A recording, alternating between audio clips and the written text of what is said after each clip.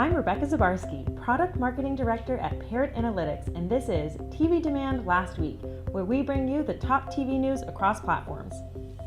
Let's start with last week's ranking of shows by popularity for overall TV and digital originals. In the US, entering the digital originals chart all the way from number 46 to the number 10 spot is Netflix original American Vandal. The second season of the mockumentary series follows high school students Peter and Sam as they investigate a recent scandal at their school. The cafeteria's lemonade has been contaminated with laxatives by a mysterious villain calling themselves the Turd Burglar. Demand for the show increased 155% during the week of the second season premiere on September 14th. In other news, with more content being created and distributed than ever before, Parrot Analytics recently commissioned a survey to uncover the motivation behind trying a new show. We sampled 500 Americans and asked, what inspires you to try a new TV show?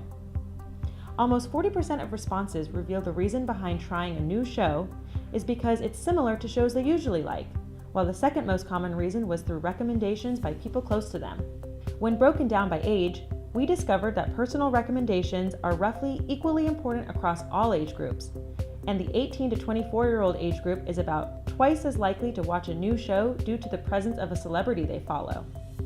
And finally, platform proliferation continues with the launch of DC Universe on September 15th. The niche superhero streaming service premiered DC Daily, a news program promising coverage of content related to DC Comics. With 6 shows on the slate for the next year, the SVOD platform will provide a new home for superheroes like the Titans, Harley Quinn, and Stargirl. That wraps it up for this week's episode of TV Demand Last Week. See you next week.